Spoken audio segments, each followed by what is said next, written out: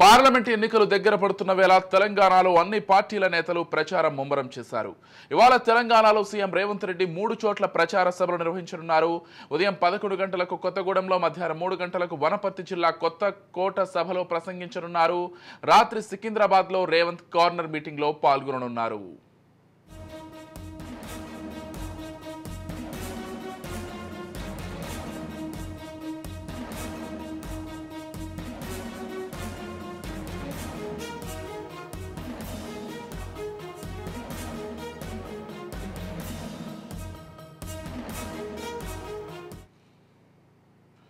రోహిత్ వేముల మృతి కేసును పునర్విచారణ చేయాలని డీజీపీ నిర్ణయం తీసుకున్నారు. కేసుపై రోహిత్ తెల్లి అనుమానం వ్యక్తం చేశారు. విద్యార్థులు ఆందోళన నేపథ్యంలో నిర్ణయం తీసుకున్నారు. పునర్విచారణను అనుమతి కోరుతూ కోర్టులో పిటిషన్ వేయనున్నారు. నిన్న రోహిత్ వేముల కేసు క్లోజ్ చేస్తున్నట్లు పోలీసులు హైకోర్టుకు నివేదిక ఇచ్చారు. రోహిత్ వేములను దళితుడని వేధించినందుకే ఆత్మహత్య చేసుకున్నట్లు ప్రశాంత్ అనే పీహెచ్డీ విద్యార్థి ఫిర్యాదు చేశాడని తెలిపారు. వీసీ అప్పారావు, బీజేపీ నేతలు బండారు దత్తాత్రేయ, ఎన్ రామచంద్రరావు, స్మృతి ఇరానీల పేర్లు ఫిర్యాదులో పేర్కొన్నాడని, దానికి సంబంధించి ఎలాంటి ఆధారాలు లభించలేదని గచ్చిబౌలి పోలీసులు నివేదికలో పేర్కొన్నారు. దర్యాప్తులో భాగంగా రోహిత్ వేముల ఆత్మహత్యకు వేధింపులే కారణమనడానికి ఆధారాలు లభించలేదని గచ్చిబౌలి పోలీసులు తేల్చారు. ఈ నివేదికను పరిగణలోకి తీసుకున్న హైకోర్టు అప్పారావు పిటిషన్పై విచారణ ముగిసింది. తాజాగా విద్యార్థుల ఆందోళన నేపథ్యంలో రోహిత్ వేముల మృతి కేసును పునర్విచారణ చేయాలని డీజీపీ నిర్ణయం తీసుకున్నారు. కేసుపై రోహిత్ తల్లి అనుమానం వ్యక్తం చేయడం, విద్యార్థులు నిరసనలు చేపట్టడంతో ఈ నిర్ణయం తీసుకున్నారు. పునర్విచారణకు అనుమతి కోరుతూ కోర్టులో పిటిషన్ వేయనున్నారు.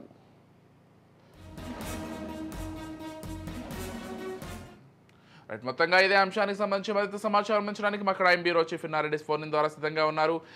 చెప్పండి నారెడ్డి, మొత్తంగా రోహిత్ వేముల కేసుకు సంబంధించి మళ్ళీ పునర్విచారణ జరపాలని డీజీపీ అయితే కోర్టుకు వినతి పత్రం అందించారు. అసలు మొత్తంగా ఈ కేసుకు సంబంధించి లేటెస్ట్ అప్డేట్స్ ఏంటి? ఆయన తల్లి ఏం చెప్తున్నారు? విద్యార్థుల ఆందోళనకు సంబంధించి పూర్తి డీటెయిల్స్ ఏంటి?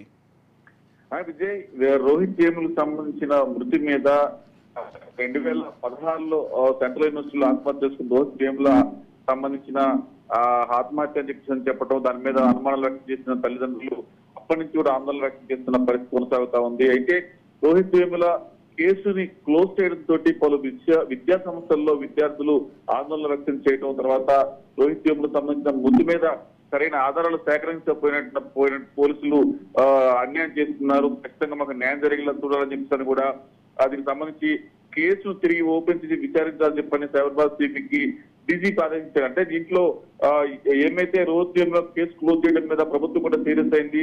ఇమ్మీడియట్ గా ఆ కేసును ఓపెన్ చేసి పునర్విచారణ జరపాలని డీజీపీ రవి గుప్తా ప్రభుత్వాన్ని ఆదేశించడంతో వెంటనే ఈ కేసును ఓపెన్ చేసి సైబరాబాద్ సిపికి ప్రత్యేకంగా సైబరాబాద్ సిపి ఆధ్వర్యంలో ఈ కేసును రీఓపెన్ చేసి పూర్తి స్థాయిలో ఎక్కడ కూడా ఇన్వెస్టిగేషన్ కొలాప్స్ అనేది లేకుండా పూర్తి స్థాయిలో దర్యాప్తు అనేది చేయాలంటూ కూడా డీజీపీ ఆదేశించడంతో వెంటనే ఒక ప్రత్యేకమైన టీం ఏర్పాటు చేసి 2016లో సెంట్రల్ యూనివర్సిటీలో ఆత్మహత్య చేసుకున్న రోహిత్ వేములకు సంబంధించిన ఆత్మహత్యకు సంబంధించిన వ్యవహారంలో అది సస్పెక్టెడ్ గా పేరెంట్స్ ఆందోళన వ్యక్తం చేయడంతో తిరిగి విచారణను మొదలు పెట్టారు. అలాగే తల్లిదండ్రులు ఏమైతే అనుమానం వ్యక్తం చేస్తున్నారో అనుమానం నేపథ్యంలో వాళ్ళు ఏ రకమైన అనుమానాలు ఉన్నాయి, తర్వాత దాంట్లో ఎవరెవరి పాత్ర ఉంది, ఎవరి ఇన్వాల్వ్మెంట్ తోటి ఈ ఘటన చోటు చేసుకున్న అన్ని అంశాల మీద తిరిగి దర్యాప్తు కొనసాగిస్తా ఉన్నారు విజయ్.